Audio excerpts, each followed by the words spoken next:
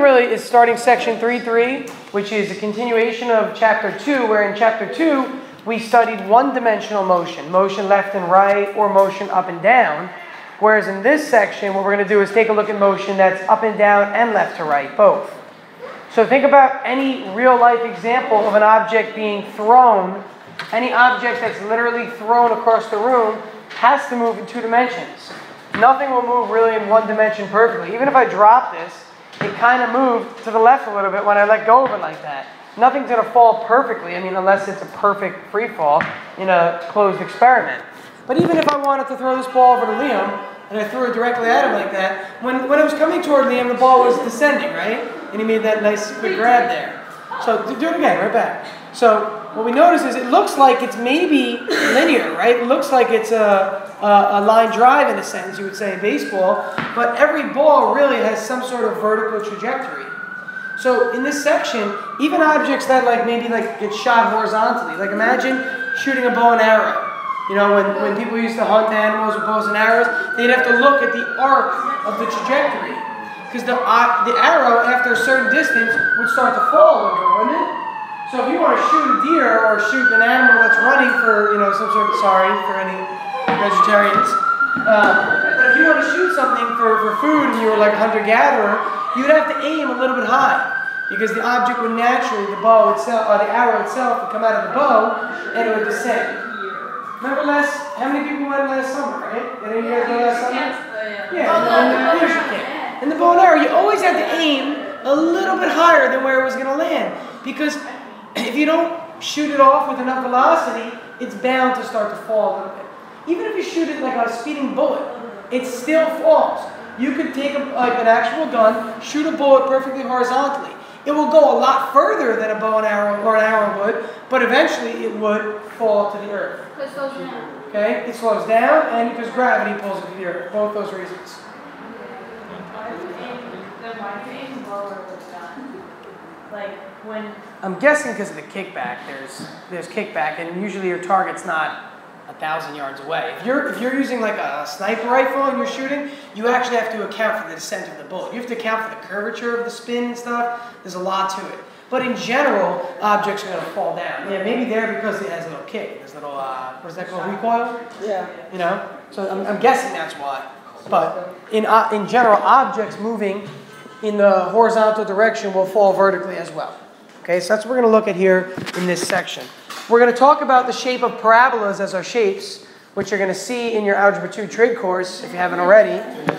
And you already have, perfect. So you know what the general shape is. So the shape of a parabola is what we're going to be looking at. Stuff as well. So let's first define 2 things. A projectile is any moving object that can be modeled as a point in space. Okay, any object that could be modeled as a point in space.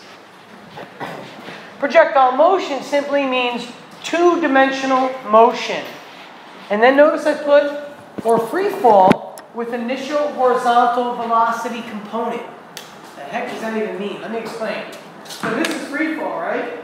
That's what free fall is. So that's free fall. That's not projectile motion. It's only 1-dimensional. But if I were to take this tennis ball and roll it off the table, technically speaking, it's only got velocity in the horizontal direction because it's moving left to right. So the vertical velocity is technically 0 to start. So this is actually a free fall, but a free fall with horizontal motion involved. Think about it for a sec, ready? As it's rolling, the velocity cannot be up or down because it's moving which way? left and right. Left and right. So the velocity right now is only horizontal. Even when it departs the table, it's still only horizontal. Even when it's about to leave the table right here, it's still only horizontal. Then it starts to descend and picks up vertical velocity.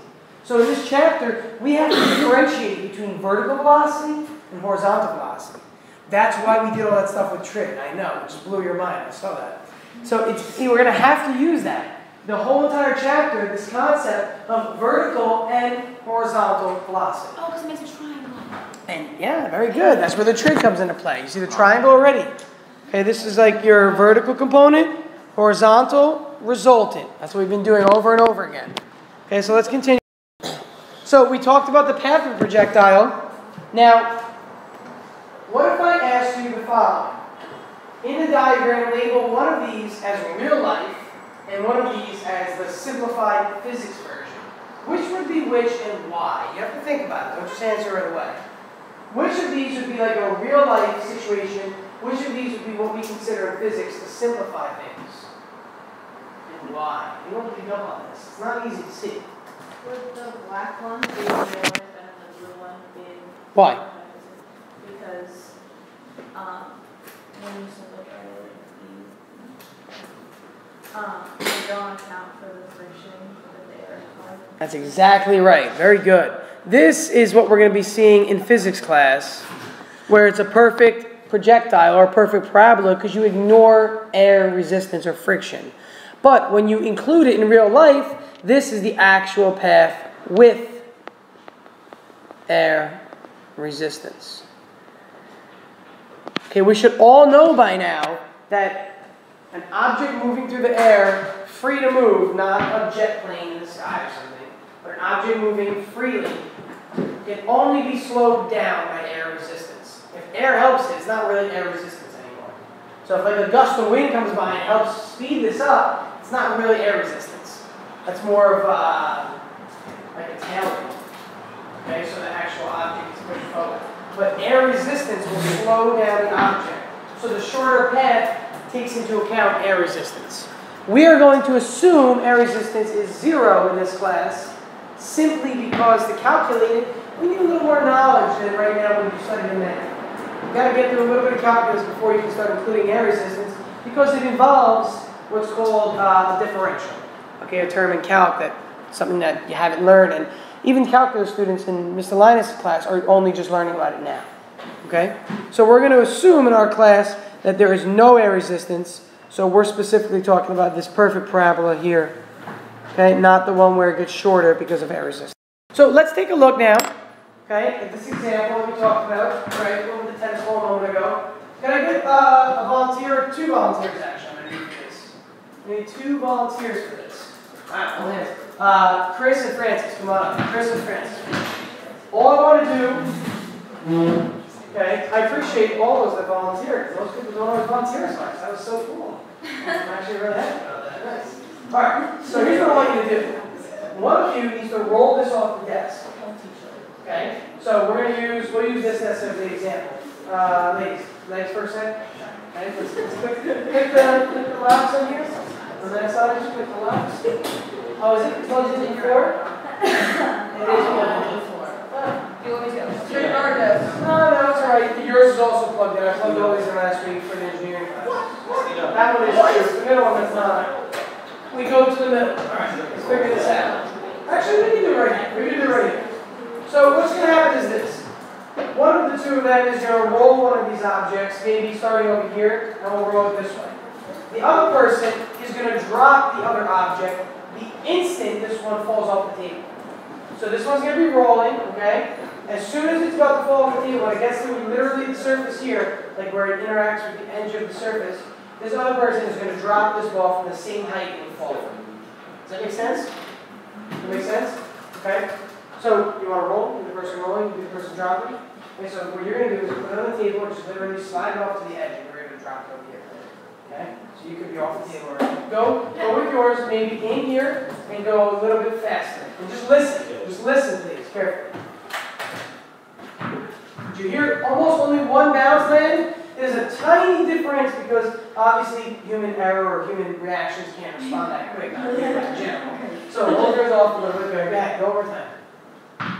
It's a tiny little time difference. Now, theoretically, what do you think should happen? Well, I think that the one speed in the beginning would fall down fast. That's what you would think, common sense, because it has velocity, right? But as physics students, knowing that this object is only moving horizontally, and we're trying to find the time it takes to fall vertically, what do you think should happen between the 2? They should fall at the exact same time. But let's go over this one more time. Go ahead, Francis, one more time. Go a little bit faster. Go toward like right here. Okay, so your ear is almost identical over there. The reason, let me go over this. Thanks. The reason is this. When this object is falling like this, right, when this person lets go, what's the initial velocity? 0. 0, right? That's the initial vertical velocity. But we haven't been using that term. We just keep saying initial velocity. But technically, the initial vertical velocity is 0. Well, when I roll this off the table, as soon as it leaves the table, it starts to fall. It has initial horizontal velocity because it's moving. But the vertical is 0 still because I'm not throwing it downward, right? Watch, if I do this, then I've got some initial vertical velocity, whatever that is, -2 meters per second. But if I just drop something, it's the equivalent of rolling something horizontally and dropping at the same time. So if I drop something, as soon as this falls off the table, it's like this one is falling vertically finally, and this one is only falling vertically. The one that's rolling off the table, though, what does it also do? It moves out from the table because it's got horizontal velocity. So although I drop this and it takes the same time to land, the one that was rolling falls a certain distance away from the table. So that's what you're seeing here in this diagram. And there's actually a device that, like some lab, you can buy like lab supplies as science teachers, and there's a lab that they actually sell this device. And one gets shot horizontally, one gets dropped at the exact same time. And you hear that land at the same time. You have 2 tennis balls, you can demonstrate the same thing, but without as much precision, right? There's a machine that literally does this. It literally just drops that at the exact same time the other one gets launched horizontally. And you can create an apparatus to do this. You can make something so that there's a device where you push a switch, and as soon as you push the switch, it launches something. You use a spring-loaded mechanism, and while that's happening at the exact same time, a little gate opens up, and the other object drops. So they both go off at the same exact time. But the concept here is literally, look, at every one of these points. Look here. This matches up with this. This matches up with this. They all match up throughout the process. This is a time lapse or like a slow motion version of this object. This one being dropped, this one being launched horizontally. Now, obviously, this one travels some displacement in the x direction. Right? There's some horizontal displacement for the yellow one. What's the horizontal displacement for the red one? 0. The horizontal displacement, remember, is how far it moves this way. The red one was just dropped, so it did not move left to right. So the red ball on the screen, its horizontal displacement is 0. The green one, it has some value. Now, what's important is this. The time is the same for both, for this to fall. Okay, again, because the vertical initial velocity, we'll call that VIY, is 0 for this one. Well, over here, the vertical initial velocity is also 0. It's the horizontal velocity that is some number. Okay? Again, the vertical velocity for the red object is 0. Well, the green object, its vertical velocity is also 0 to start, because it's only moving horizontally. It gets launched horizontally. So that's some number. But this has no horizontal velocity. This is a true free fall. 0 vertical, 0 horizontal. That's this right here being depicted in red. But the green one is shot out horizontally. So we have to consider the fact that it has some value of initial velocity in the x direction. Whereas the y direction, its velocity is 0. Okay? So we're going to see the beginning of this section, and we're going to see that the angles are not as much as necessary. It's the second half of this section where we're going to utilize those angles. Okay, so let's take a look at this. So example 1, a bridge is 300 meters above a river. Tom Cruise jumps off the bridge to avoid some sticky situation he's gotten himself into. He jumps off the bridge by running off the edge of the bridge in a horizontal direction. So imagine that your desk is the bridge, and he literally just runs right off the edge. Like he's running from somebody behind him and he runs right off without noticing. It's the same thing as the tennis ball falling. It's like a bird, like stays there for a second. Yeah, you ever see those cartoons where like the roadrunner runs off a platform and he like stops and he's like, and then tries to get back and then you see him fall. Why the coyote? Or this roadrunner gets across the top. You're right, coyote chases the roadrunner. That's the whole idea. So yeah, with the Wile E. Coyote, he realizes he goes off the edge of the cliff and he looks back and he tries to reach for the cliff, but he just starts to fall. Obviously, he would never pause, right?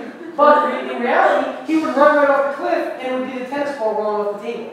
So it's just like a free fall. This is a free fall, but with some push in the x direction.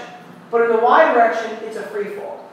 Okay? So we're going to approach this problem and figure out that if the horizontal displacement from the bridge. He lands 50 meters from the bridge in the water. What is the velocity? What is the velocity with which he jumped? Okay, so if I drew a diagram of this, I'd have this person running this way off of a cliff. He then follows this path, right? Some sort of half parabola, because it's not, remember, we're not launching an object this time. The object is rolling off the table. When it rolls off the table, it falls with some parabolic motion, but it's more of a half parabola than a full parabola. Okay? So that's literally what this is doing. The tennis ball is rolling off the table and it will roll like that. That's what Tom Cruise is doing. To answer these problems, what you need to do is separate the vertical and horizontal components. So let's make a little like T-chart. Let's split up our page. We know that the bridge is 300 meters, by the way, above the river. And he lands out here, which is not drawn to scale, 50 meters out. Okay, this is not drawn to scale, obviously. Okay, because 300 is clearly more than 50 there. Okay, not drawn to scale. Now, we've got two directions to take a look at. Our x and our y direction. You could write horizontal and vertical if you'd like, or just write x and y. Either way works. Okay, but we have two things to worry about. In the x direction, what do you know? What do you know about horizontal parts of this problem? Give me something horizontally about this problem. I can't hear you. He moves horizontally after leaving the bridge 50 meters. So what variable would that represent? Good. The horizontal displacement x is 50 meters. And he moves to the right, so it's positive 50 meters. In our diagram, at least, right? What else? What do you know about the vertical direction then? The vertical direction, LT. So that'll be negative 300. Very good. And notice LT recognized the negative because he's moving down. Okay, it's got to be negative. If you get that negative, this problem will not work. Okay, it literally will not work. What else do you know now? Those are the easy parts for sure, right? Because it's on the diagram, which helps. What else? What are the keys, Carol? You really don't, because it's a curved path. You can't use the hypotenuse here. But I like the idea. You could figure out the hypotenuse, but that is not the distance traveled, because this person follows some curved path, so it's not a direct line. But I like the idea. The vertical acceleration. The vertical acceleration is always gravity. Good. The acceleration in the vertical direction, I'm going to call that AY. I'm going to put a little subscript with a little y there. And that's negative 9.81 meters per second squared. Siobhan, was that what you were going to say? I was going to say that. Okay, there's more though. Can anybody else tell me more about this? Yeah.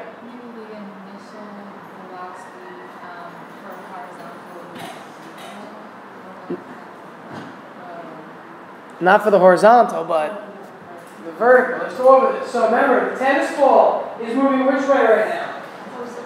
Good. This is Tom Cruise running back and forth. Not sure what he wants to do. Going crazy as he always does. So he's trying to figure it out, and then all of a sudden he decides, oh no, I'm just going to run right off the bridge. So when he runs off the bridge, he can still move horizontally to start, right? So he's got some horizontal velocity. We don't know what that is. But we do know in the vertical direction, he was not moving. So the vertical... But put VIY there, please.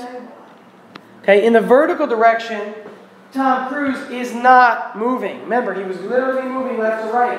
When he jumps off that bridge, imagine he just runs right off horizontally. He's not jumping at an angle. He's not diving down into the water. He just runs right off. Okay? Yeah, who would ever do that, right? Run right off? Would you be able to find the acceleration of the object? Would you be able to find the acceleration of x technically? Because you do like remember, we're saying that in the x direction there's no acceleration because there's no air resistance. Oh. If we included air resistance, we'd have a sub x. But a sub x is always going to be 0.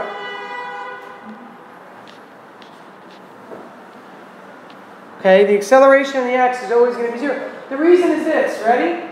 Here's Tom Cruise running with a constant velocity right off the bridge. Okay, he's not running with some accelerated velocity, and it wouldn't even matter. If he started running slow and accelerated while running still, it's the instant that he falls off the bridge, that's his initial velocity. Whatever the velocity, let's say, ready? I'm running on one side of the bridge, 2 meters per second, 3 meters per second, 4 meters per second, 5. And when I hit 5 meters per second, I run off the bridge. That's my VIX, 5 meters per second. I don't have to worry about acceleration. I don't care if he accelerated prior to that. What matters is from when he gets launched off the bridge. When he gets launched off the bridge, he's got some initial velocity. That's what we're trying to figure out in this problem. But wouldn't he have acceleration if he's like running fast? Prior to falling off the bridge, sure. But imagine, right, if you're running with a constant velocity, what's your acceleration? It's 0. Remember, constant velocity means you're not accelerating. So I could be running across the bridge with a constant velocity and run right off. My acceleration would be 0. Even if I'm speeding up, as I'm running across the bridge and getting faster, it's the instant you leave the bridge. That's the velocity we're concerned with. So that velocity, that instant beforehand, is what we're trying to figure out. Okay, that's what we're trying to figure out in this problem. What don't we know that is involved in this problem in both the x and y direction? There's another variable that we haven't talked about yet. Aiden? Well, I was going to say we don't know how much he ran before the jump. Correct, but that's only the x direction still. There's another variable that involves the x and the y direction. And it would be useful for us to know that, Christina. That is also involved, you're right. But that's not going to help us. But final velocity, you could find in x and y direction. This is going to be tough to find those. Time. The time it takes for this object to fall is the same in both directions. If I throw this object off here, right, the time it takes from when it leaves to when it hits the ground. If I find the time in the x and I find the time in the y, it's the same thing. It's time, it's time. You can't break up time into components. So let's write this down. Time is unknown, but since it's on both sides, we can call this our linking variable. I call it the linking variable for a reason. And you're going to see another thing this year that's called the linking variable also. The reason it's called the linking variable is because it links the directions together. It's the one thing that is constant in both x and y directions. Is this always true for everything? Yeah, for any two-dimensional problem, time is always your linking variable. So what we need to do, really, and this is where it's going to get a little bit tricky, but you got to go back to chapter 2 and think about those formulas we learned. We're going to relate the x and y directions to each other, but we're going to solve them independently first. So, remember a moment ago when I had Chris and Francis roll the tennis balls? We said that the time for a free fall, ready, is the same as the time when it's moving horizontally initially. So what we can do is we can find the time over here as if it's a free fall in the y direction. We'll do what? Make it equal to that. And then we can find VIX. So let's go to the y direction first. There have been so many sirens today, it's unreal. Can somebody do me a favor, close that window? Let's turn the air on for a little bit, maybe. I guess, seriously, they're after me. 77, yeah, it's the Lennox Hill. But today, I've been teaching in this room, like, this is like the 10th time the sirens went off. Okay. So, in the y direction,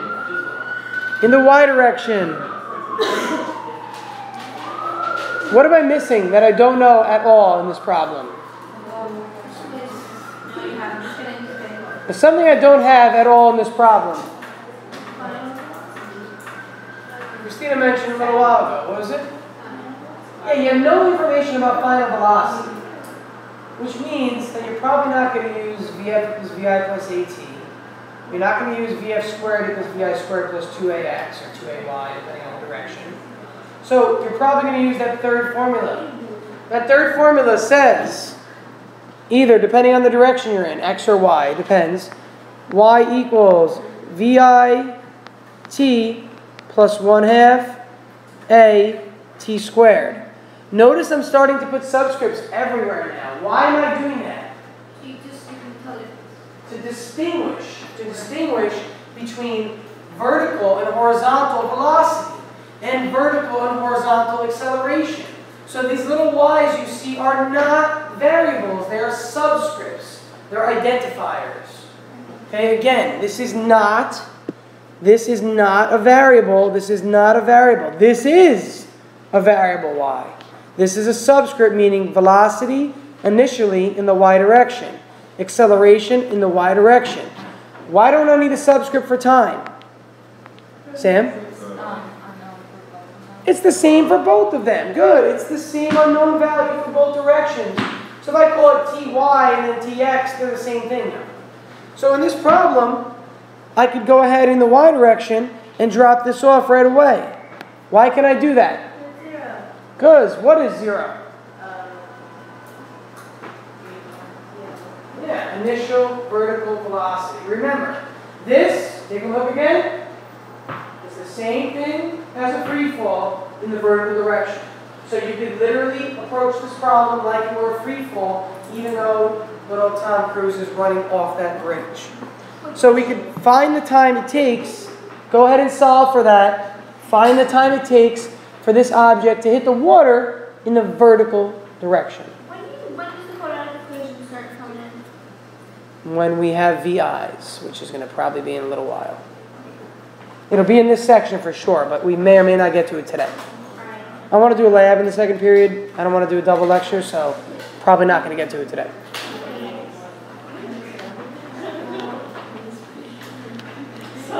If I were to solve for t in a formula, I'd get rid of 1/2 by multiplying by 2. Yeah. I would get rid of a by dividing by a. Thank you for ever agreeing. I think, was that you, Aria?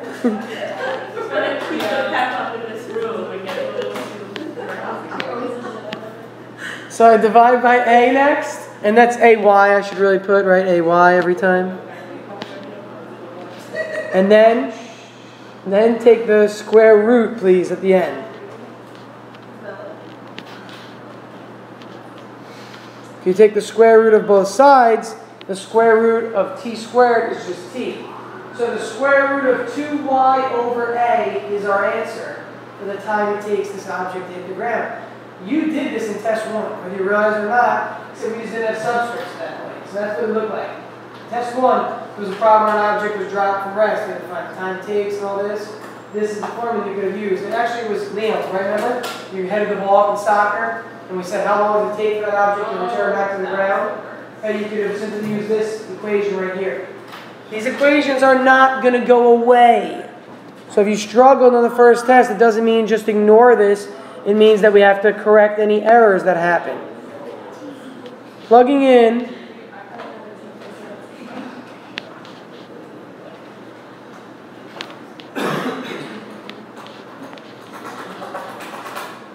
Okay, that's what I'm going to have right there. Plug in your values, please. See, if you forgot that this was negative, what would have happened? Yeah, the time would have been imaginary, actually, because it would have been under the bracket. Imaginary. Have you learned about imaginary numbers yet? Yes. You would have had a negative under the radical, thus imaginary. It is not, though, clearly the case, so we get an answer, which is? Nick? 7.82, sorry. Thank you, Nick. 7.82 seconds is the time it takes. Now, again, back to this example with the tennis balls. If it takes this tennis ball 7.82 seconds to fall, it takes the same tennis ball moving horizontally 7.8 seconds to fall, assuming they fall from the same height. So I can literally go like this, right? And they hit at the same time, even though this one was moving horizontally first. So this time that it takes is the same time we're going to use now in the x direction. So let's go back to the x direction. Go back to the x direction now. I have to slide this down so you can see it. So the 7.82 we could put in right here now. That was in the y direction we did all that work. That's why I was doing it on this side of the page. But it obviously takes longer. I mean, as a ball, it's the same time, but this. It takes the same time though. It literally takes the exact. Because like, even if you like drop it first and then like at the If I had a precise mechanism to do it, it would literally hit the ground at the exact same time. Because think, what causes an object to fall to the ground? Which acts in what direction? Which way? Vertical. The horizontal motion in the beginning has no effect on the vertical velocity. So it's the same exact thing. Like if I drop these two, they should hit at the same time. Maybe they didn't because of other things, but they should just drop. If I even move it horizontally though, it's not affecting the vertical velocity because it's moving horizontally. If I do this though, Sophia, that is different than this, right? Because that's going to be in the air for a lot longer. But if I were to literally, if I could somehow do this, where I was able to go like that, and they actually moved at the exact same time and left at the exact same height, that ball should hit the ground at the exact same time. But if it can't with vertical time. But if it comes off with any vertical motion, if you throw it down, if you throw it at an angle, if you throw it only horizontally, this works. If you throw this at any angle, which would give it some vertical velocity, this will not be true. It's only when something is fired horizontally that this is true. Okay? That's the only time that this is going to work this way specifically. Where did I put my pen? There it is. So we use that time in the x direction. Now, in the x direction, I told you a little while ago that we're going to assume acceleration is what? 0. In the x direction, right? So when there's no acceleration, there's only one formula that you're going to ever use. The first formula we learned all year. Sam? Okay, there it is. This is the formula you will use all year for the x direction. V equals x over t. Why can I use that? Because there's no acceleration. Okay, there's no acceleration. Now, if there's no acceleration, what else do you know about the velocity if there's no acceleration? It is what? What's the term? A constant. The x velocity is always going to be the same throughout the process of some fall or some projectile horizontal motion. So if I do this, and I roll it, right? And I roll it with a velocity of 2 meters per second. Even while it's falling, its horizontal velocity is still 2 meters per second, 2 meters per second, 2 meters per second, because there's no horizontal acceleration. Remember, when horizontal acceleration is 0, the velocity is a constant. So we could even call this v bar if we wanted to, meaning constant. Focus, please. We could call it v bar if we had wanted to. So for this problem, if we want to figure out what that velocity was that Tom Cruise left the bridge with, just take 50 meters over the time you got, 7.82 seconds. That will give us the velocity, and you could put v bar x or vx or vix. They're all the same thing, really. I'm putting a little bar over it because it's ended up being constant.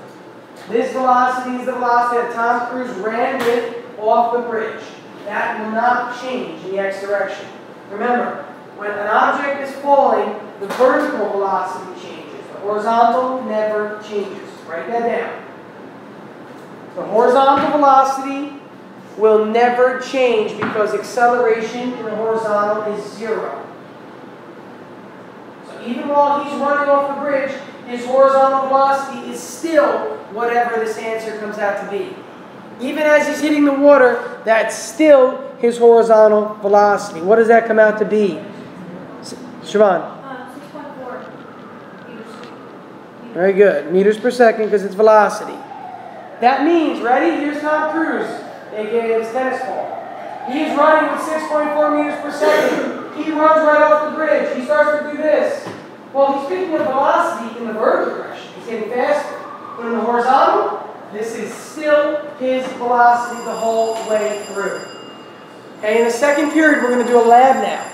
Now, before I give you a 3-minute quick break, over the next 4 or 5 days, I put up homework. The homework is to get started on the problem set. Next week, we're going to finish 3-3 on Monday. Or Tuesday, I forget which day I see you guys. But we're finishing it next week. Then we're going to have our test, I think, is at the end of next week. It's really pretty much 3-1, 3-2, and 3-3. That's it.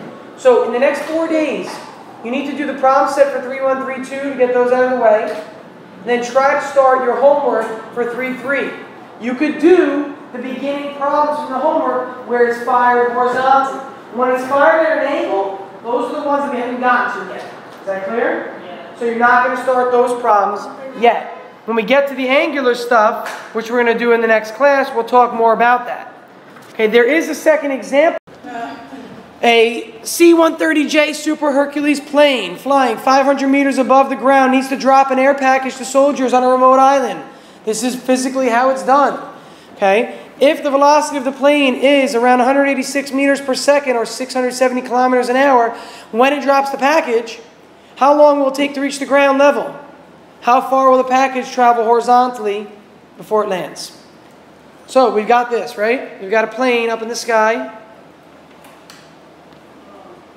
Wonderful image. Okay, it's traveling horizontally. That's pretty good, right? It's traveling. Say yes. We're traveling. It's traveling with a. Oh, it kind of is a dolphin or a fish. I always get fish and planes confused. They look similar, you know? So the velocity the plane is traveling with, right? Now, the person in there does what? He or she just goes, you know what? I'm going to drop it. I'm going to drop the package. So here, watch me. Ready? I'm the plane. Okay, I'm the plane. I'm the plane. I'm the plane. I drop it. Isn't that the same thing as rolling off the table? Because which way am I moving right now? Horizontal. And then I drop it. So it has some horizontal initial, but it doesn't have any vertical, right? I'm not throwing it down. I'm not throwing it at an angle with some vertical velocity. I'm not tossing it up like that, waiting for it to come back down. I'm moving horizontally and dropping. And it follows that parabolic path, the same thing as that. So this problem is identical to the last problem. Okay, we're just going to change some things up, find some different variables. Right, but like, so let's say that the plane was, you know, it was slowly going down, or the cliff that he fell off had a slope. Again, then it's not one of these problems. And then Right. we have to. But I'm saying we're going to approach that differently. So the only way that these problems work is if the Horizontal. going has to be fully horizontal. Yeah, absolutely. Okay, so with that said, the package that's being dropped, because of like basic laws of physics, is moving at 186 meters per second also. If the plane is moving that fast, so is the package. So when the person drops the package, it's got some horizontal velocity of 186 meters per second. So when we're looking at our diagrams now, and our xy, we can automatically say that Vix is going to equal 186 meters per second. Last problem, we determined Vix, but now we're given that value. How far above the ground is it? That? So y equals negative 500 because it's above ground and it's going to travel which way? Down. Our goal is to find what? How long it will take to reach the ground. That's time. And how far it will travel horizontally before it lands on the island. So we're going to eventually have to figure out time. And we're going to have to figure out x. Both of those. What else do we know about this problem? If it's only moving horizontally to start, what is VIY? Yeah. Again, remember, this object is the same as what Benno and Franken were demoing with the horizontal motion. It's only moving horizontally, so the vertical component of velocity must be 0 to start. In the x direction, we know acceleration is always 0. And what is it always in the y direction? Anybody? There it is. Okay, a number that I told you, I wasn't joking, you don't have to memorize it, but you probably will. You probably will memorize it. So look at the y direction. Isn't it the exact same problem as the last problem? So what should you do? Should you go through that whole solution again?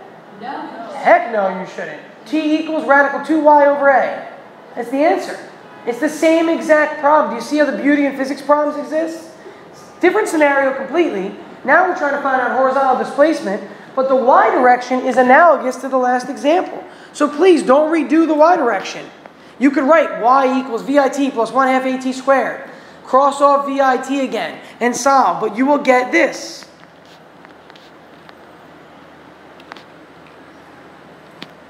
Noting that that's a little subscript for y. Okay, again, if you need to see where this came from, this is the exact same solution from the last problem in the y direction.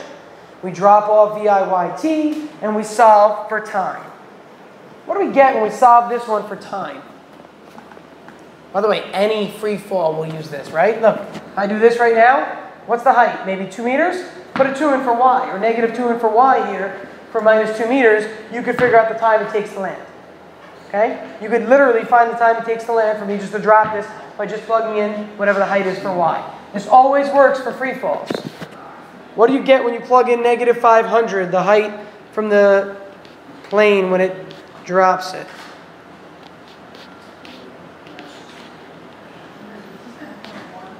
What do you get? 10.1. Others? It's going to be more than 7, because last problem was 7 something, and it was only 300 meters, right, when it was falling? This is falling 500 meters now, so it's got to be longer than 7.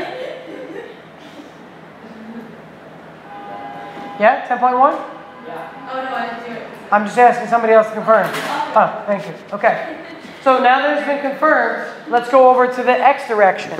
Well, earlier, we didn't know what the time was in the x direction, but the time is the linking variable. So what should you write down for time? 10.1, the same thing you got in the y direction. So although you may not be able to solve for time in the x, if you can solve for it in the y, just carry it over to the x, and it becomes your linking variable. Now, we want to find the displacement. We can only ever use this formula. It's the only formula we're going to ever use in the x direction because acceleration is 0. So multiply by time to get x by itself.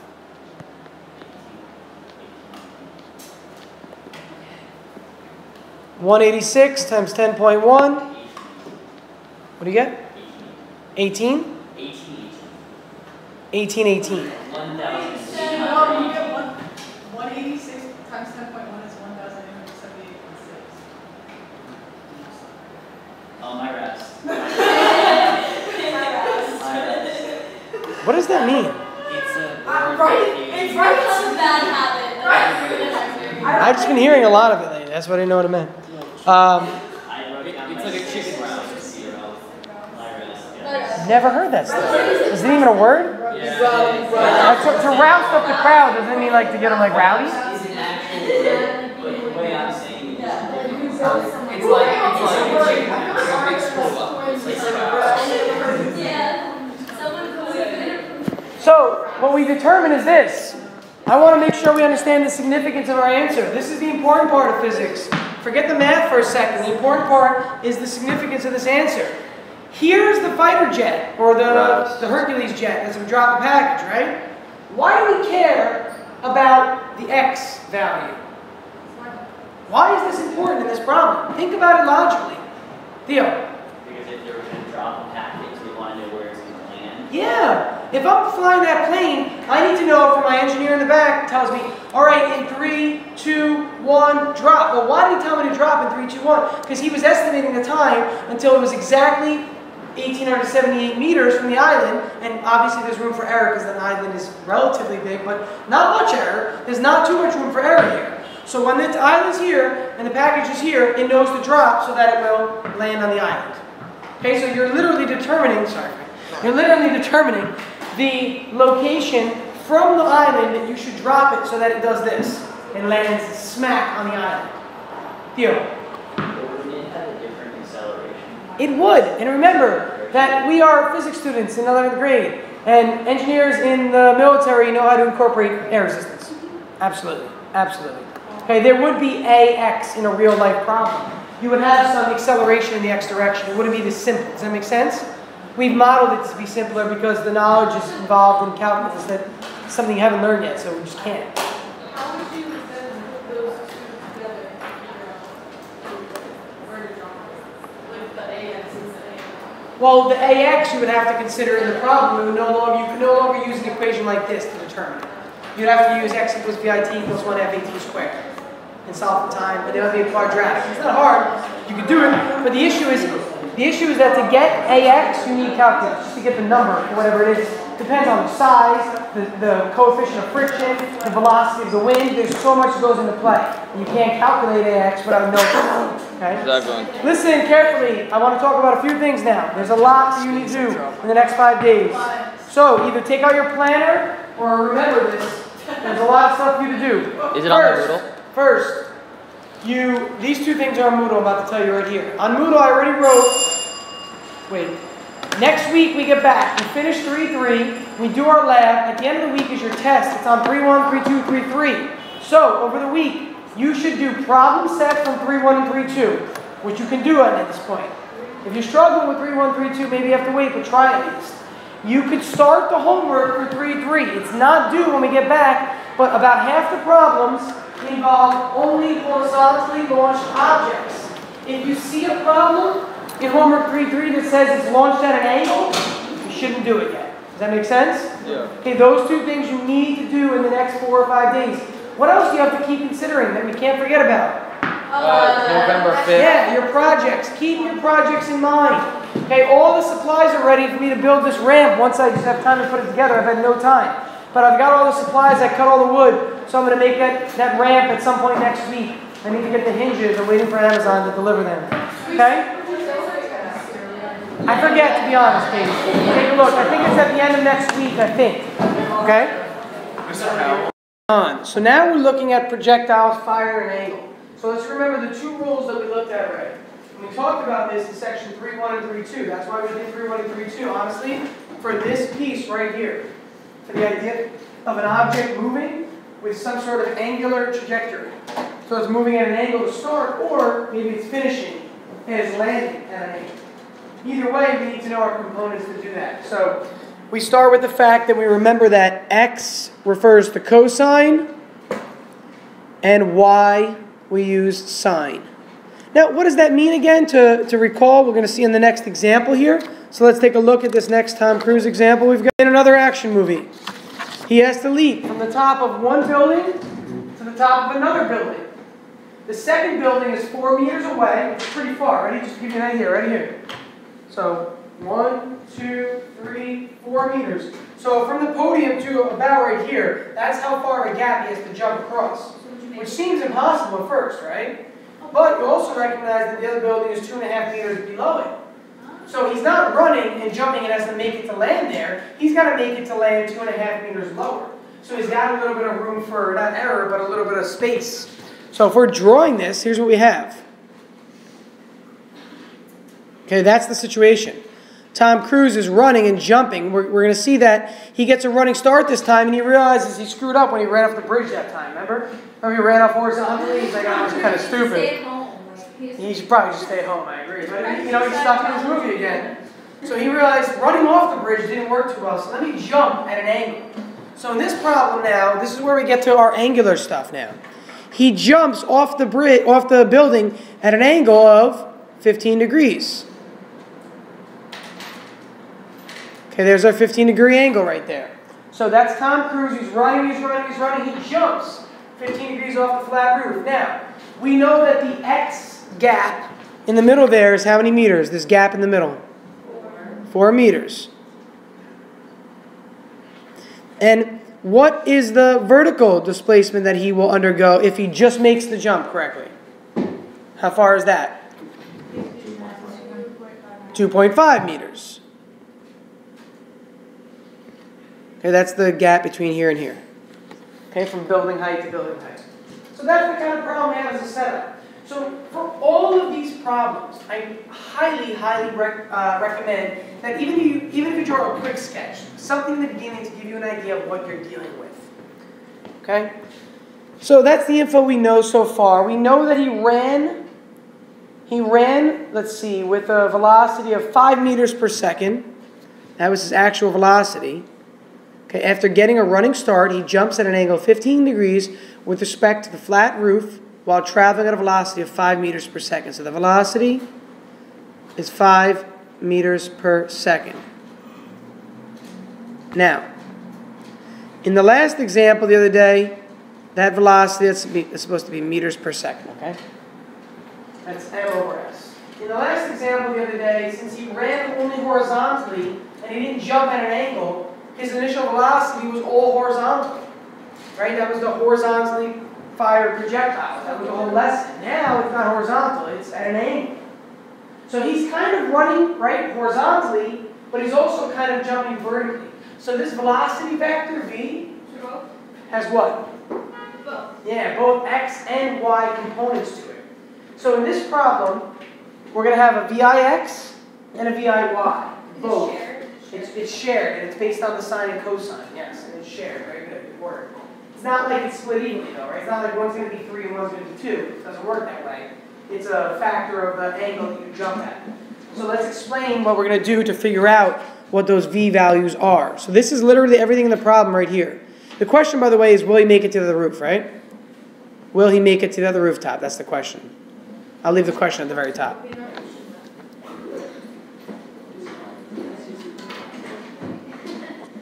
All right, now, the thing in physics is we assume that objects moving in space are a point, a finite point in space.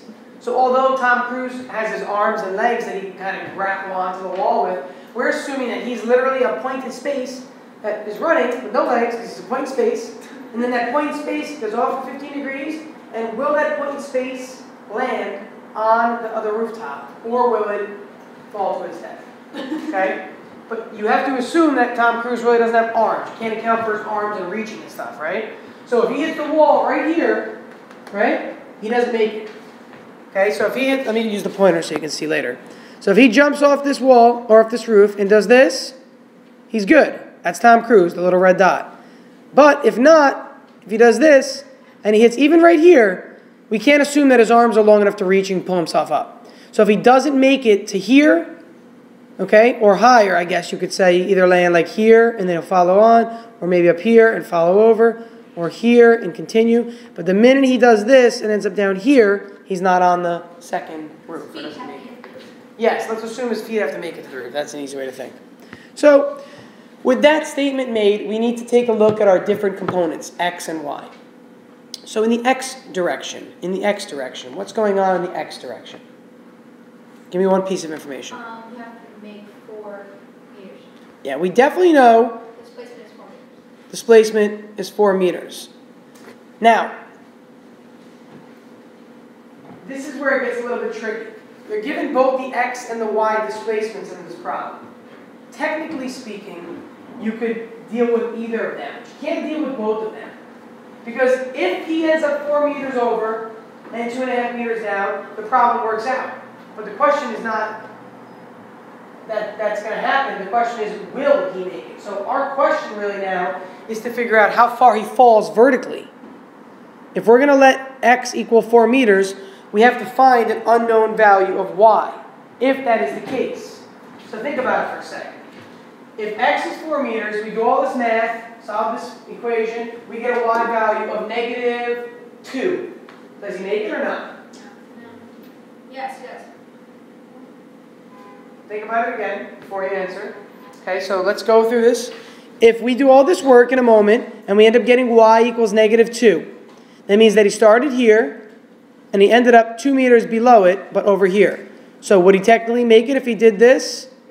Yeah, he'd make it, because he'd be right here, and he'd continue to fall forward onto here.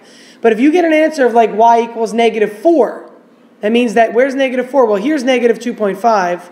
-4 would be like down here, right? From the starting, this is the starting. If this is 2.5 meters below, -4 would be like down here. That means that if we get -4 for y, he does this. And hits the wall right there. Does he make it then? He doesn't make it. So our goal is to figure out the y value, actually. Our goal is to figure out what is the y value. If the y value is something like -1 or -2 or -0.5, then yes, he only jumps and falls a little bit and he makes it. But if you get a y value of -5, then he clearly doesn't make it. Now the other way to approach this problem is to set y equal to -2.5 and see if he makes it 4 meters in distance.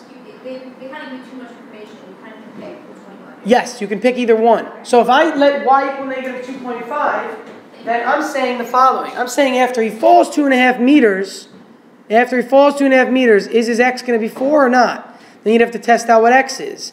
If you get an x that's greater than 4, or equal to 4, it means he made it. If after 2.5 meters down, his x displacement is only 3 meters, he's right here then. Here's 3 meters, here's 2 meters, here's 1 meter, here's 0 meters, right? 0, 1, 2, 3, 4 meters. So if you set y equal to -2.5, which you could do, and you get x equals to like 3, it means that he would fall 2.5 meters and be only 3 meters across, which means he would not make it. He would fall to his death. So either one of these could be your unknown, but you have to know one of the two. So you pick one of the two really in this problem. I'm choosing to say that x equals 4 and hope that we can get a y value that's not more than 2.5 meters, so he makes the actual jump. So let's take a look and see what we can do for that. So if that's true, we also need to write down our other given information. What is VIX and VIY in this problem? And if you're forgetting how to do this, go to the previous slide, scroll up to the last slide, look at the formula for VIX, look at the formula for VIY, and tell me, I don't want to know the number, but tell me what I'm going to multiply, what am I going to actually do to get VIX and to get VIY? What am I going to do to get VIX and to get VIY? Aiden? VIX would be 5 times cosine of 15. Very good, Aiden. And then VIY would be 5 times the sine of 15. Very good. Okay, again, in the previous class, we did the beginning of section 3.3, which involved only horizontally fired projectiles. So everything was in the x direction. We put whatever the velocity was in the x. We didn't even worry about cosine because there was no angle. And we let VIY equal 0 in that problem. But now, we're looking at where it's launched at some sort of an angle. So there's a component in the x and the y. Now, those are numbers, obviously, right? 5 cos 15 is a number.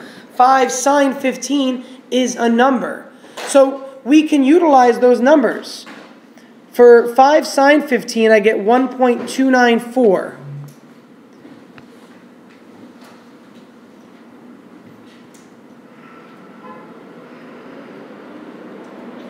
For 5 cosine 15, what do we get? Somebody tell me that one I haven't written down. Bill? 4.829. Why is the velocity in the x direction so much bigger than the y direction here? Who knows their, I don't want to say common sense, but who can use logic and deduce that answer? Why is the x velocity much bigger than the y velocity for this problem? Yeah? Because that's like, for x, that's like the distance away from each other. Because it's the horizontal. Like, It's not that. I get what you're saying because the 4 versus the 2.5. It's not that. It's not the measurements of the displacements. Maybe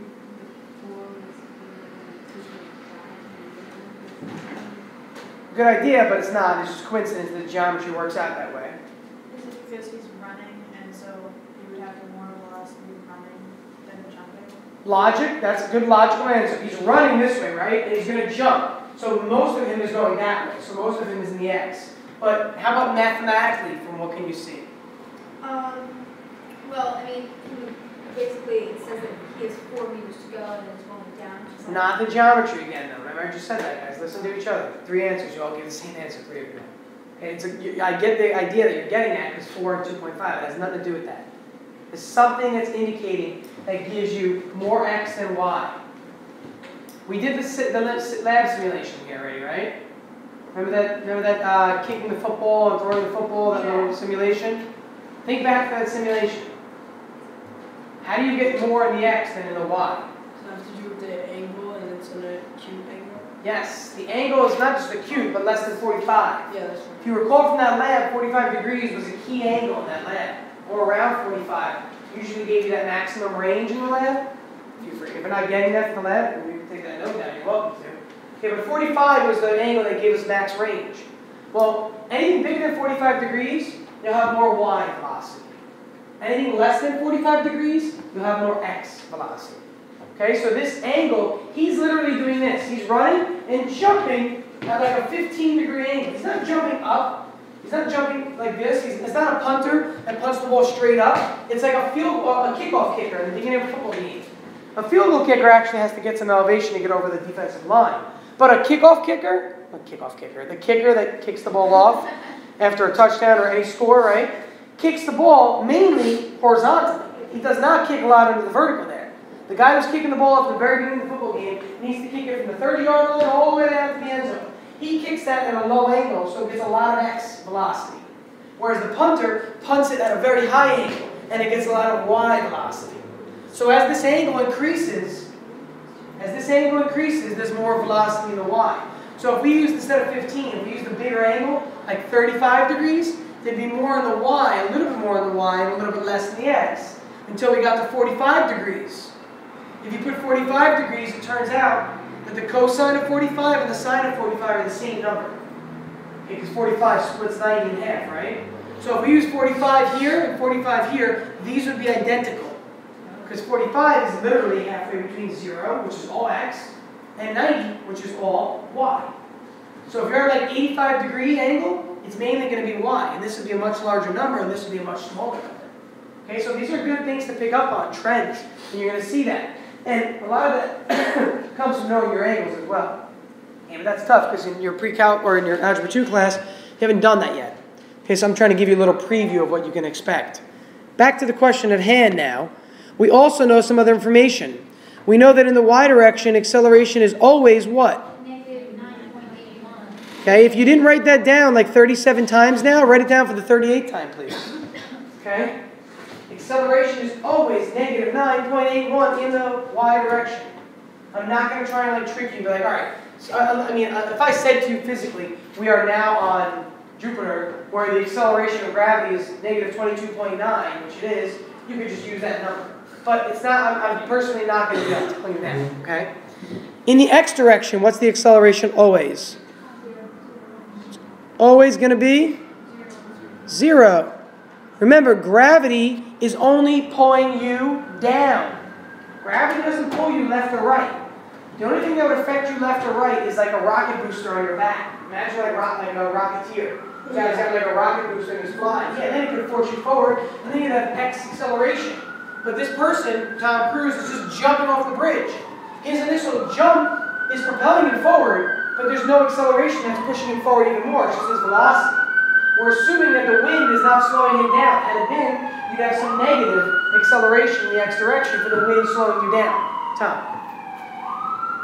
Wait, so for acceleration on the x, it's always 0 on every problem?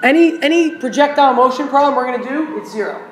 If you go like on a midterm exam, you're going to have a problem maybe where an ice skater is sliding or a person is moving or something horizontally. You're going to have acceleration, like a car can accelerate. But the other goes down. But I'm talking about free fall motion, where an object is launched and then it's just moving. When it's moving through the air, you can't have horizontal acceleration because we're assuming no air resistance. Okay? Because of that assumption. With air resistance, a lot more has to be taken into account.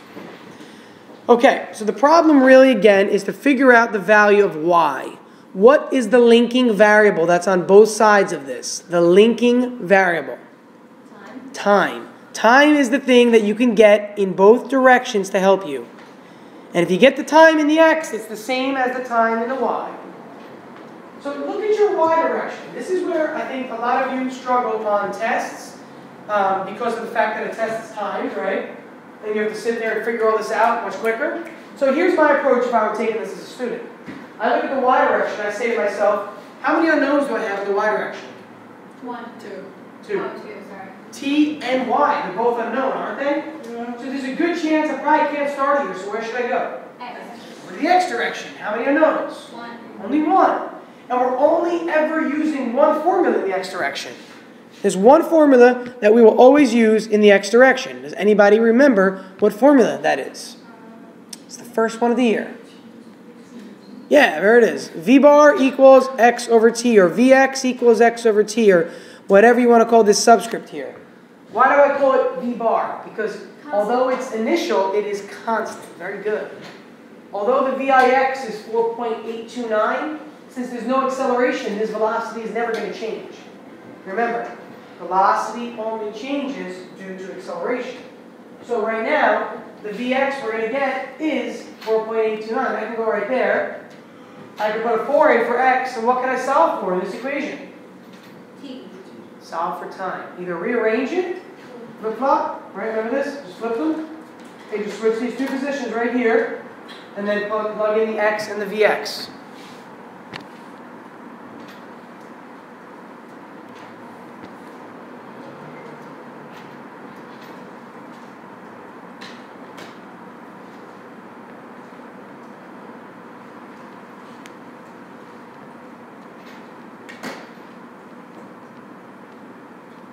What do we get? You got an answer?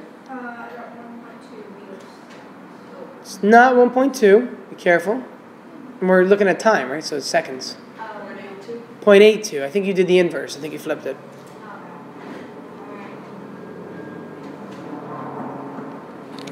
8.3, I guess, right? Technically? What do you got? 8.3, really? Yeah. 828. 828? Yeah, so I'm going to do 8.3 for now. That's how much time it takes Tom Cruise to move 4 meters horizontally.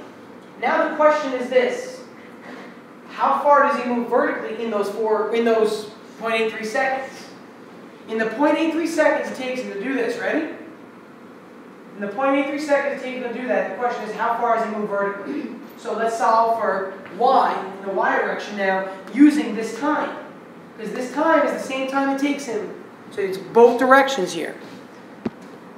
If I want to find the displacement in the y direction, what formula is the only one we have that doesn't involve VF? Because we have nothing about VF here. Notice there's nothing about VF.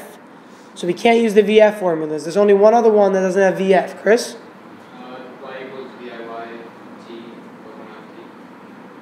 Plus 1/2. AT. AT squared. Good.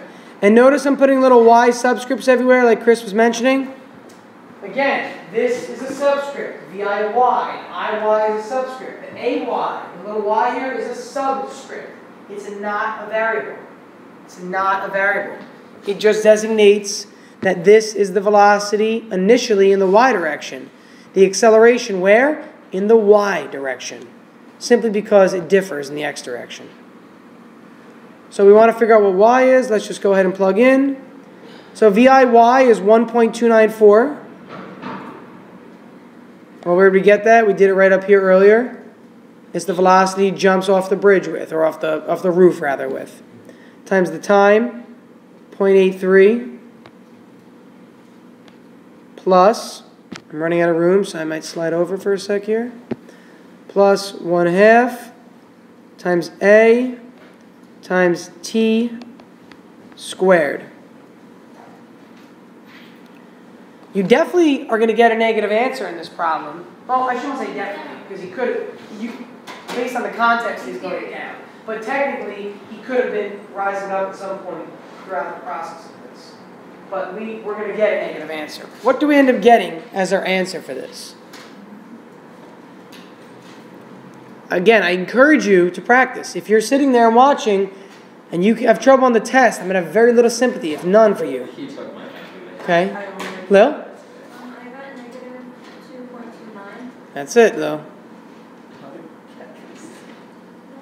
So how much room did he have? He had 2.5 meters, which means he just made it. Think about it. Let's go over the physics of the problem, or the geometry of the problem. Here is the building 1. Here is building 2. Tom Cruise jumped and landed 2.3 meters below after 4 meters, which means he's right there at that instant. Okay, this is a 4-meter jump right here. And he dropped 2.3 meters. And how much room did he have to drop? He had 2.5 meters to drop.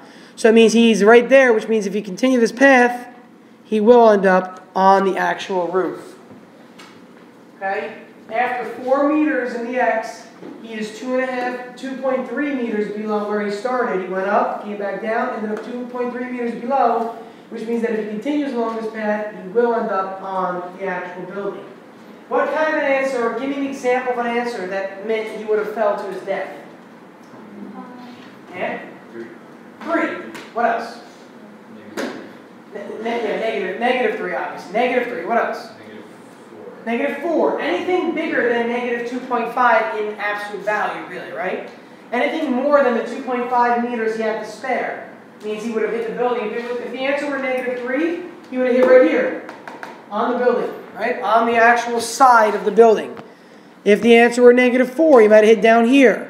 Negative 5, he might have hit down here. But either way, if it was beyond the 2.5 meters he had right here, this is 2.5 meters, he'd have ended up down here, or all the way down here somewhere, or just somewhere literally down here. Tom? So, for x, you say it equals 4 meters?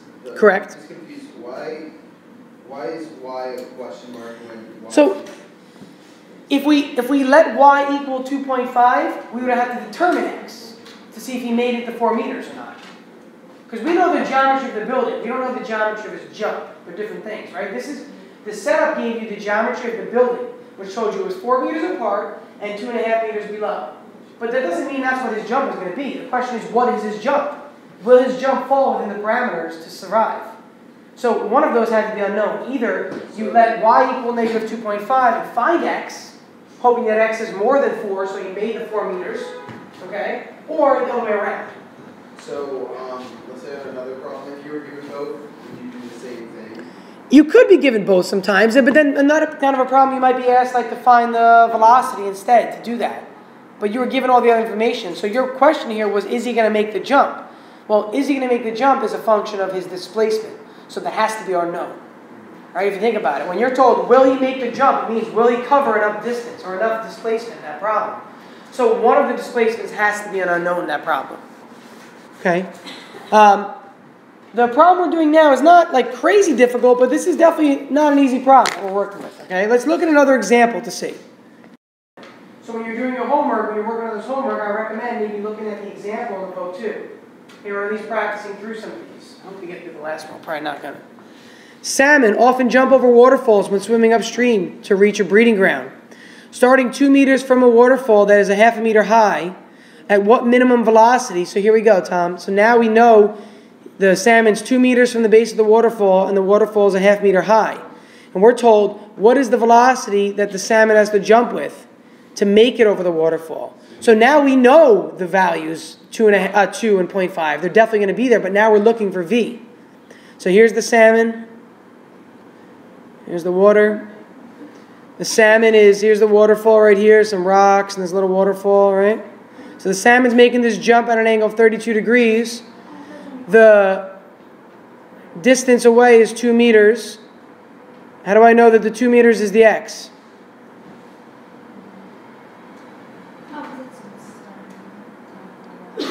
Yeah, starting 2 meters from the waterfall. How are you from a waterfall? You're away from it horizontally. 2 meters from the waterfall. And it simply says a moment later that, look, the waterfall is 0.5 meters high. Not drawn to scale. This is not drawn to scale. Okay, so we know the geometry of this problem. It's given, and we know that the fish is going to make it. It says, what's the velocity needed for this salmon to leave the water and make it over the waterfall? So in this problem, we have our x and we have our y. Whereas the last problem, we were trying to figure out, will Tom Cruise make the jump? The question we're looking at, well, we know the angle is 32 degrees, sorry. That's 32-degree angle right in there. The question we're looking for is, what is the velocity with which this salmon needs to jump to make it? How will the salmon make it? So we have to start by listing what we know. Okay, let's look. I'm going to scroll down because we have everything in the diagram now.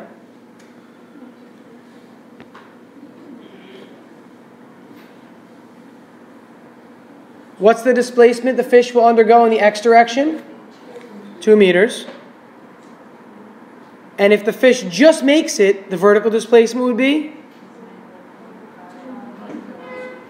Good. And technically, it'd be like something greater than or equal to, really, right? Greater than or equal to 0.5? Because the fish could make it by another half a meter if you increase the velocity. But we're trying to find out the minimum velocity necessary to just make the jump. So let's say our answer comes out to be 8 meters per second. That means that 9 meters per second, the fish would clearly make it by a lot. 10 meters per second, the fish would make it by even more. But anything below, whatever the answer comes out to be, the fish is not going to make the 0.5 meter jump. Okay, so we could say it's... Would the velocity be shared or would it be for y? It would be shared, because it's at an angle. Take a look at the angle, right? So let's write our VIX. We don't know what the initial velocity is. That's what we're looking for. But we do know that we take that and multiply it by cosine of 32 to get the x component. And in the y direction, what do we do? You multiply by the sine. Yeah. But what's unknown here? Is this on the sheet for the equations or whatever from this? This right here? Yeah. No, this is stuff that we did in section 3.1 and 3.2. Remember your vectors for 3.1 and 3.2? That's where that's from. So the unknown in this problem is v. V appears here and v appears here. So it's on both sides. So either we solve for it on one side or solve for it on the other, or possibly we might need both sides to solve for it together. Because what else is unknown? besides v? What's the linking variable? Time. So we have, time is usually missing in a lot of problems. So we have time that's missing and v that's missing, both. Okay, so here again we know that ax is 0, ay is negative 9.81.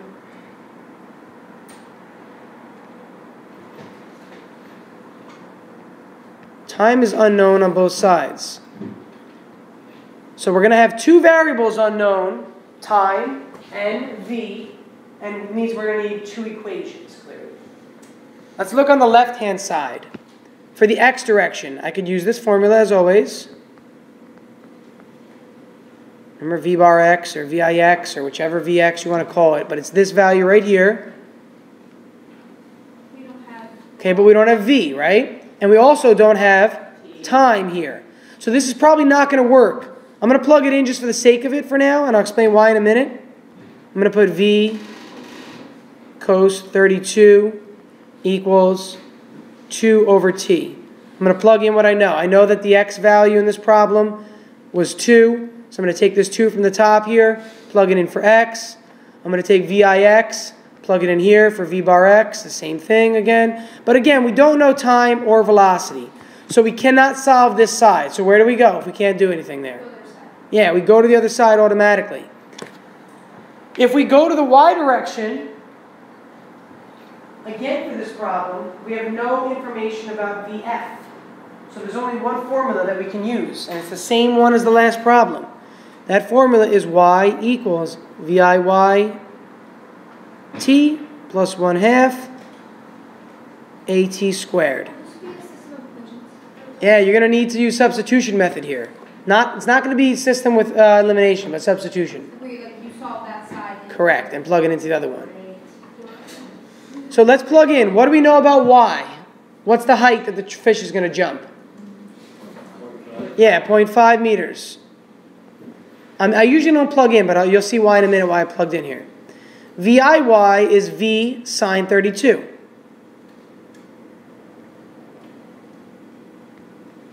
Times time plus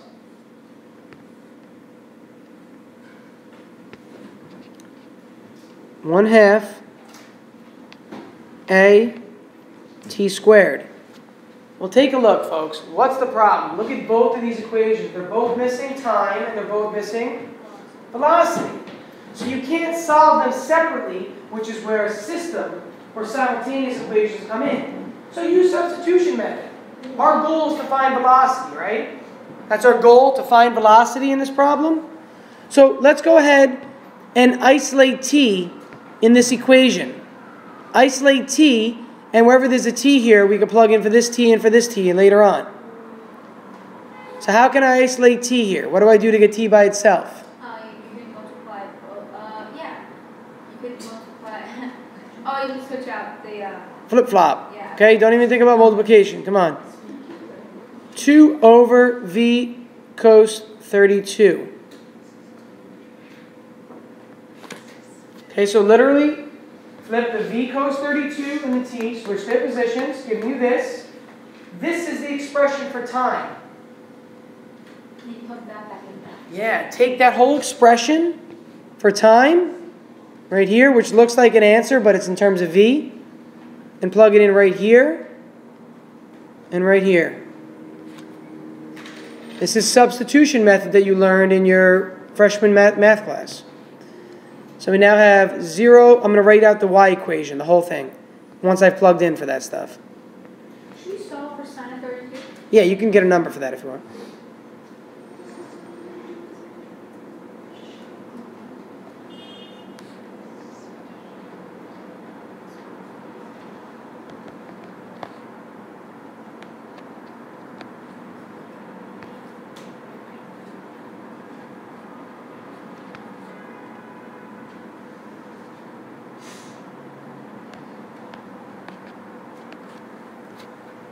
So it's going to look really complicated because you're going to see a lot of things with v in different places and sines and cosines. But the only thing you have to concern yourself with is really this v over here. Reason being, what happens to this v and this v? Cross cancels. Yeah, they cancel. That's your basic laws of any variables. If a variable in the numerator and the denominator, you can cancel because this is multiplication, really. But even though they're... Sure, because this is really, remember, this is really over 1. There's a time symbol there, there's a time symbol there. So the V here cancels that V right there. Those drop right off. But the cosine... They don't drop off, no. They say. Correct. So let's continue solving this equation.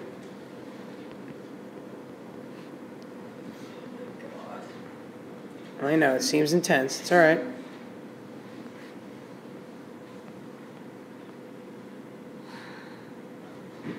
Now, half of 9.81 is negative 4.905. I'm going to write that out. Okay, and then this is over 4v squared cos 32 squared. Why did I make it 4? And why did I make it v squared and cos 32 squared? Where did I come up with these three? Why did I do that in here? Yeah, remember when you square something that has multiplication and in division, you square every single term. And this with a plus sign, you can't do that. So 2 squared is 4, v squared is v squared, cos 32 squared is cos 32 squared. Question, the 2 and the 2, that canceled out? And 1/2 canceled with that 2? No, this 1/2 times negative 9.81 is negative 4.905. Alright, I just simplified that. Now, this is all numbers at this point. The rest of it is numbers, so you have to figure out what your numbers turn out to be. So this whole value right here, I'm going to highlight it, is a number. Type in your calculator, sine 32, hit enter, or close your parentheses. Remember to close your parentheses after the 32. Multiply that by 2, divided by cosine 32. What do you get? Gabe? 25 if you round properly? Yeah. All right. I'm going to assume he's right unless somebody tells me differently. 1.25? Okay. Now, take a look over here. 4.905 can be multiplied by 4. Multiply those two numbers to give you an overall numerator over there.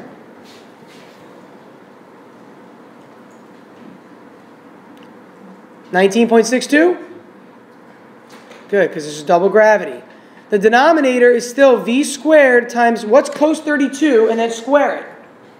Find out cos 32, hit enter, and then square that answer. What's cos 32 squared? What's cos 32 squared? Ant. 0.7225. Okay, so I'm literally solving an algebraic expression now. Subtract the 1.25 over. We can do it. Subtract the 1.25 over. When I do that, I get negative 0.75 equals negative 19.62 over v squared 0.7225. Remember what we talked about with flipping them? You can switch v squared with the negative 0.75. Just the v squared and keep the... Yep. You could switch the v squared with the negative 0.75 and you can get your answer. And then you square root it. The square. Yep. And then you can get an answer by taking the square root. There's one more example. Okay? There's definitely an answer. I'll take a look. What I recommend you do tonight is watch example 5. We don't need for... Do we need for that tomorrow? Yeah. We do, actually, yeah. Tomorrow we're reviewing for the test. I think that's what we're doing in this one. Right? Okay, so look at the example 5 from section 3.3 on live video. Look at example 5 and work on the homework for 3.3. It's not an easy homework. That's why I told you to get ahead start over the weekend. So if it takes you an hour, that's not unreasonable tonight. It might take you a solid hour. Number 5, what we're seeing here is a daredevil. Daredevils like the stuntmen in like circuses and stuff, is shot out of a cannon at an angle of 45 degrees to the horizontal with a velocity of 25 meters per second initially. A net is positioned at a height of 11 meters above the ground. So if we drew a diagram, right, here's the daredevil getting shot out of a cannon. Well, there's a net somewhere over here, and that net is at a distance or a vertical distance of 11 meters. We could assume it's the center of the net if we don't give any information. Okay, Okay, at what location to the right of the cannon should the net be in order to catch the daredevil? Okay, in order to catch him. So our question is, what should this position be to the right of the cannon so that he gets caught? Maybe the net's not even vertical. The net could also just be in a horizontal net. So maybe it looks like this, right? Maybe it's like a hoop with a net below it like that, and the daredevil eventually falls into the net like that. So we know that the net is 11 meters above the ground. We know the angle, we know the velocity. The question now is, figure out x. How did I know that I'm looking for x? What was the indicating factor that told me that I'm looking for x in this problem? What told me that, Katie? Is it the outward? Yeah, take a look. Read the words I just circled to yourself. Location. At what location? To the right of the cannon. Left and right is what? X. Up and down is y. So we know that the net is at a height of 11 meters. The height of 11 meters is going to give me the y value right there. But our goal is to figure out what x is in this problem. So we know that for this daredevil to land, he needs to be at 11 meters. He needs to either hopefully be coming down into the net, right, at 11 meters, but he's also at 11 meters when? Right here. Here's the 11 meter mark. Take a look at the dashed line I'm drawing. Make sense of this. How many times is the daredevil at 11 meters? Twice. On the way up, he hits 11 meters, he passes 11 meters, and then on the way down, he hits 11 meters again. So how many answers are we going to get for time, do you think? 2. And that comes from what kind of an equation when you get 2 answers? What kind of an equation gives you 2 answers? Quadratic. Nice, Alejandro. So there's a good chance we're going to use a quadratic in this problem. Okay? We're going to get 2 answers for time. So let's take a look in the x and y direction. Let's list what we know. We know that it's a 25 meter per second velocity. Initially, at an angle of 45 degrees. So I want you to know that I wasn't lying to you before, so if you need to go ahead and calculate, you'll see that VIX and VIY will give you the same value. 25 cos 45 is 17 point. Yeah, I'm just going to put 7 because I'm running out of space, but either way is fine for now. And in the y direction, we know that the daredevil needs to get to 11 meters. So that's given. I can write down the 11 meters here. I don't know the x value. Remember again, though, that this daredevil hits 11 meters twice during the path. On the way up and on the way down.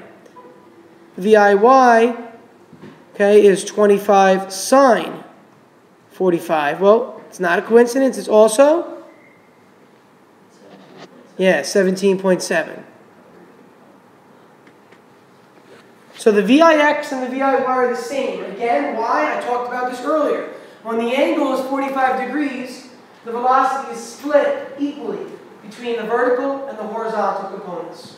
When it's at 45 degrees, that's your midpoint between 0 and 90. Right? 0 is all horizontal, 90 is all vertical, 45 means they're the same. And that's only going to happen when it's 45 degrees. We always know this is true. Right? That's a given every time. You could literally list this for every problem. Unless I tell you, like, he's on Jupiter where gravity is 22.9, then instead of putting negative 9.81, you'd put negative 22.9 here, if it was a different planet. But I'll tell you now that I don't plan on giving you a problem with two-dimensional motion on another planet. It'll be on Earth. I'll tell you that right now. I won't do that. So those are the values that we know for this problem. What do we need to use to link these two together? Time. So if I could find time in the x direction, right, take a look in the x direction. If I could find time and use it in the x direction, I can figure out what the x value is that we need. We know Vx, that's given. We know this value. If we can figure out time, we can then figure out x because of this formula again. Right, here's our formula. If I want to figure out what x is, I need to know what v is, which I do, and I need to know what time is, which I don't. So I don't know time yet. I'm missing 2 variables in the x direction, so I can't do anything. Where should I go? You should go to the y. Yeah, go over to the y direction to find time. Now, in the y direction, I have nothing again about final velocity. So what formula do you think I'm going to use again? Y equals VIT plus 1/2 AT squared. Okay, very good. I'm going to use that formula, but the problem is now I have two unknown. I have t unknown in two locations. Right? T is what we're trying to figure out. So this is where the only time I would recommend you plug in, because you're going to get a quadratic. 11 goes here for y, equals 17.7 t plus 1/2 negative 9.81 t squared.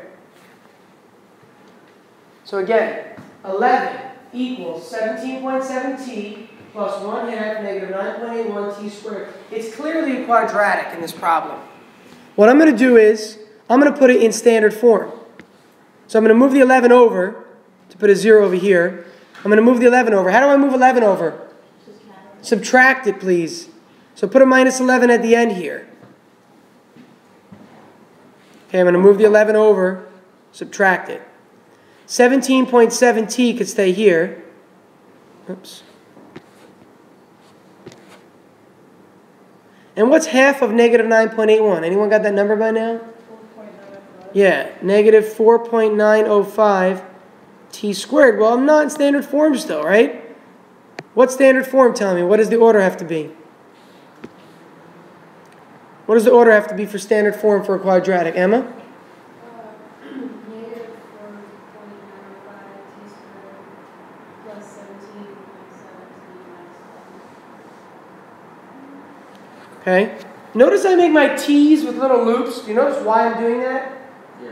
If I don't, what does it look like? Plus. A plus sign. I recommend you do that just now. It makes sense. When you write the letter T in math, use a little loop only because it looks like a plus sign without it. So this is the quadratic in standard form. Now, I'm not going to solve it together because we're going to run out of time. We did the quadratic formula this year. We spent a ton of time on it. We also went over on the calculator. I also put a video on how to solve this on the calculator, and it takes like 2 seconds. I recommend using the calculator. I would probably not use the quadratic formula myself. Now, either way, I'm going to get answers, and I'm going to get 2 answers for time. I'm going to get a first answer for time of 0.799 and the second answer of 2.81. Well, remember, why did I get 2 answers, Theo? You told us earlier. Yeah, it's a quadratic. This guy's getting launched. He hit 11 meters. Here's the 11 meter mark. He passes it and comes back down. Well, we want to know when he hits the net. So which time are we going to use? The first time or the second time? The second time. Because we want to know the time it takes when he falls into the net. The net occurs when he crosses the 11 meter mark at the second instant. So we're going to use 2.81 as our time. Bring that over into the x direction. In the x direction, I'm going to bring this 2.81 here. Okay, see that 2.81? I'm going to bring it over here. That's going to go in for time right here. The velocity was 17.7, and our goal is to figure out what x is. How do I get rid of 2.81? It's currently dividing. Multiply. It's currently dividing, so go ahead and multiply by 2.81. Again, we use the time from the y direction that it takes for this stuntman, daredevil, whatever, to reach the net, because it's the same time in both directions. We plug it in the x direction. We have the velocity that was given in the beginning. We solve for that. And we can solve now for the horizontal component of this person's trajectory. So where should the net be set up? 49.7. Yeah, 49.7 meters away from where he was launched. So tonight, please watch example 4. Please watch example 4. Okay, do your best. We have a lot of work. I prefer you to finish up the problem set tonight and have the homework given to me on the day of the test instead. Okay, I'll give you a little extension for that. Because technically the 3-3 homework is due on the day of review, which is tomorrow, right? Tomorrow and the problem set is due. So preferably work on the problem set tonight and do the 3-3 homework the next night if it needs to work. Say again?